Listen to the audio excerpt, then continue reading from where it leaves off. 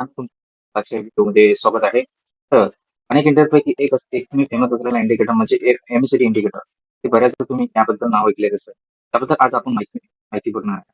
तर तुम्हाला सर्वप्रथम इंडिकेटर या बटनावर क्लिक करून एमएससीटी नाव हे मला सर्च करायचे आहे आणि त्यावर क्लिक करून यावरती इंडिकेटर त्यावरती प्लॉट होणार. नंतर आपण या सेटिंगमध्ये जाऊन थोडंफार चेंज बघूया की नेमकं हे काय असते. तर सेटिंगमध्ये गेल्यानंतर आपल्याला लक्षात येईल की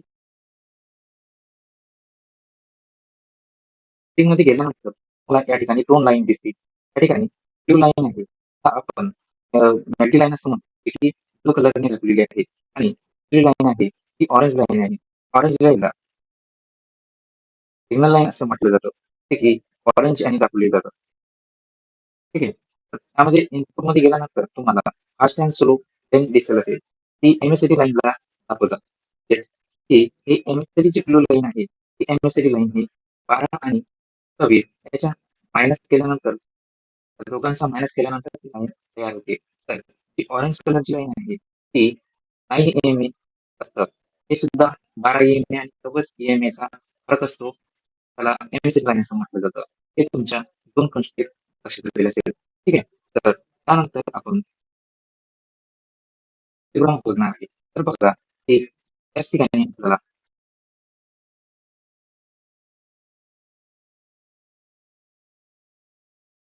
ठीक नाही तुम्हाला हिस्टोग्राम दिसत आहे.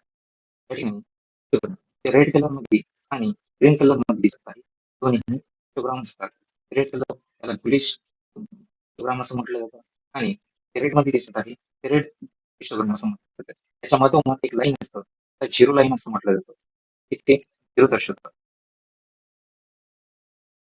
त्याच्या वर जर हिस्टोग्राम बनणार असाल ते ग्रीन हिस्टोग्राम म्हणतात. म्हणजेच मार्केटमध्ये बुलिश मोमेंटम आला असं म्हटलं जातं. तर हिस्टोग्राम त्या झिरो लाईनच्या खाली पण असेल त्या लाईनला बेरिश ट्रेंड चालू झाला मुवमेंट आला असं आपण म्हणतो. त्यामध्ये तुम्हाला ह्या 2 गोष्टी समजल्या असेल. ठीक आहे. तर आणखी एक कशाला म्हटलं जातं तर बघा एक ब्लू लाईन रेड लाईनला वरच्या खालून वरती क्रॉस केलेला असेल त्याला क्रॉसओव्हर असं म्हणतात. बुलिश क्रॉसओव्हर असं म्हणतात. बघा त्या ठिकाणी बुलिश क्रॉसओव्हर झालेला दिसून येतो. कारण ब्लू लाईनने ऑरेंज लाईनला क्रॉस केलेला आहे. ठीक आहे. त्या बुलिश आणि त्या ठिकाणी हा बुलिश होण्याचा प्रयत्न करतो. लक्षात आले असेल. आता बघा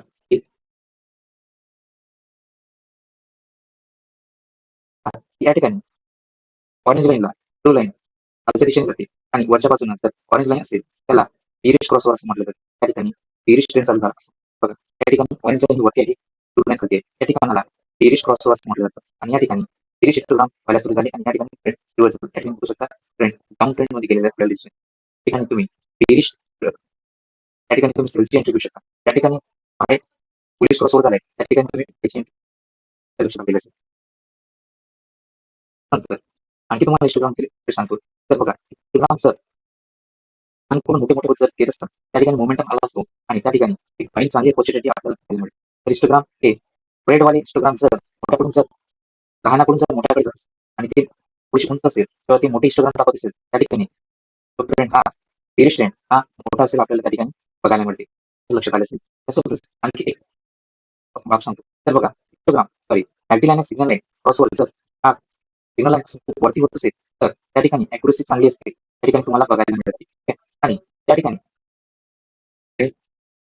खालच्या बाजूने जर बेरिश क्रॉसओव्हर सिग्नल लाईन पासून होत असेल त्या ठिकाणी आपल्याला चांगली मिळते. हे तुमच्या लक्षात आलेले असेल. ठीक आहे. बघू शकता या ठिकाणी दोन्ही पण त्या ठिकाणी तर चांगले बेरिश आणि बुलिश क्रॉसओव्हरचे एंटर चांगले आलेल्या मिळालेल्या आपल्याला दिसून येते. आणखी असं तुम्हाला सांग डायव्हर्जनची आपण डायव्हर्जन म्हटलं जाते. बघा प्राइस समजा ती 90 जे आहे तिचा लोवर लो पण असेल आणि जर हायर हायर बनत असेल त्यामध्ये एक चेन रिव्हर्सल येण्याची शक्यता असते. त्या ठिकाणी तुम्ही बघू शकता की त्या ठिकाणी लोवर लो बनण्याचा प्रयत्न केलेला आहे आणि या ठिकाणी प्राइस हायर बनवण्याचा प्रयत्न करतो. त्या ठिकाणी बघा एक रिव्हर्स आलेला आहे. ठीक आहे. तर डायव्हर्जन असं बुलिश बेरिश डायव्हर्जन असं म्हटलं. तर बघा हा एक बुलिश डायव्हर्जन बघूया. बघा प्राइस हे या ठिकाणी हायर हायर बनत आहे. ती हायर हायर बनत आहे. त्या ठिकाणी तुम्ही बघू शकता प्राइसने लोवर लो बनवलेला आहे. म्हणजे या ठिकाणी एक रिव्हर्स येण्याची ते प्राइस रिव्हर्स होण्याची चान्सेस जास्त वाटते आणि या ठिकाणी बघा ते मार्केट या ठिकाणी बसून आलेलं आहे. त्याला बुलिश रिव्हर्सल बुलिश डायव्हर्जन असं म्हटलं जातं. तर 2 प्रकारचे पण असतात.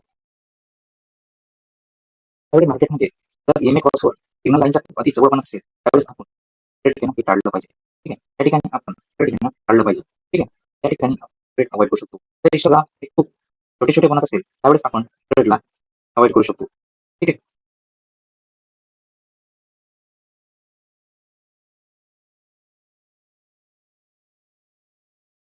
आणि आपण अवॉइड केली पाहिजे. एरियामध्ये आपण ट्रेड मॅटेरियल अवॉइड केले पाहिजे. आणखी एक टेक्निक आहे बघा मार्केटमध्ये जेव्हा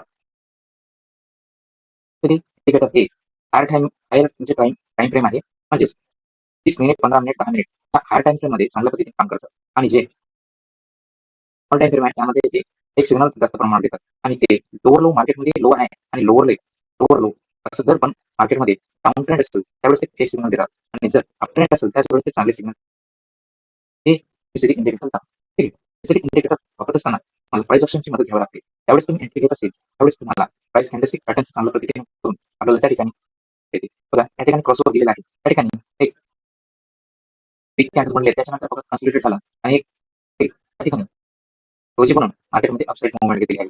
त्या ठिकाणी बघायला मिळते. तर अशा वेळेस एकाच वेळेस प्राइस ऑप्शनची मदत घेऊ शकतो. त्या ठिकाणी बघा डाऊन ट्रेंड आल्यानंतर डायव्हर्जन बघायला मिळालं. त्यानंतर एक बिग कॅन्डल मिळाली. मार्केटमध्ये थोडी मूव्हमेंट या ठिकाणी बघायला मिळते. त्या ठिकाणी तुम्ही ट्रेंड लाईनचा पण वापरू शकता. बघा त्या ठिकाणी ट्रेंड लाईनचा वापर केला. प्राइस ऑप्शनचा वापर करून ट्रेंड लाईनवर आपण या बाबी याबद्दल तुम्ही त्यामध्ये अनेकदा प्राइस ऑप्शनचा वापर करून तर तुम्हाला हा व्हिडिओ आवडला असेल तर चॅनलला सबस्क्राईब करा, व्हिडिओला लाईक करा. आणखी कोणते क्रिएटर तुम्हाला करायचे आहे त्यामध्ये टाईप करा.